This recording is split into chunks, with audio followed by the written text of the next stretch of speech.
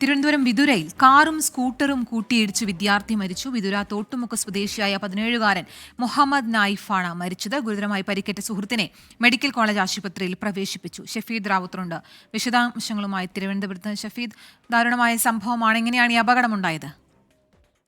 കീർത്തന, ഇന്ന് ഉച്ചയ്ക്ക് 1 മണിയോടുകൂടിയാണ് ഈ അപകടം തിരുവനന്തപുരം വിതുര തോട്ടുമുക്ക് എന്ന് പറയപ്പെടുന്ന സ്ഥലത്ത് നടക്കുന്നത്. ഈ തോട്ടുമുക്ക് സ്വദേശിയായിട്ടുള്ള മുഹമ്മദ് നായിഫ 17 വയസ്സുകാരനാണ്, +1 വിദ്യാർത്ഥിയാണ്. ഇദ്ദേഹവും സുഹൃത്ത് മറ്റൊരാളായിട്ടുള്ള മുഹമ്മദ് അൻസിഫ് എന്ന് പറയപ്പെടുന്ന 2 പേരായിരുന്നു ഈ ബൈക്കിൽ യാത്ര ചെയ്തിരുന്നത്. ഇവർ സഞ്ചരിച്ചിരുന്ന ബൈക്ക് ഒരു കാറിലേക്ക് ഇടിക്കുകയായിരുന്നു എന്നുള്ളതാണ് ദൃക്സാക്ഷികൾ പറയുന്ന വിവരം. അതിൽ മുഹമ്മദ് നായിഫ് സംഭവ സ്ഥലത്ത് വെച്ച് തന്നെ മരിച്ചു. മുഹമ്മദ് അൻസിഫിനെ ഗുരുതര പരിക്കുകളോടെ തിരുവനന്തപുരം മെഡിക്കൽ കോളേജ് ആശുപത്രിയിലേക്ക് പ്രവേശിപ്പിച്ചിട്ടുണ്ട്. ഈ കാറ് തെറ്റായ ദിശയിൽ വന്നതാണ് അപകടമുണ്ടായത് എന്നുള്ള വിവരം പോലീസിന് ലഭിച്ചിട്ടുണ്ട്. വിതുര പോലീസ് സംഭവത്തിൽ കേസെടുത്ത് ഇപ്പോൾ അന്വേഷണം നടത്തി വരികയാണ്. കീർത്തന.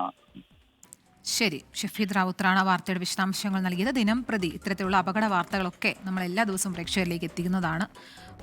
അത്തരത്തിലുള്ള ഒരു വാർത്ത ഇല്ലാത്തൊരു ദിവസം ഉണ്ടാകട്ടെ എന്നാണ് നമുക്ക് ആശിക്കാനുള്ളത്.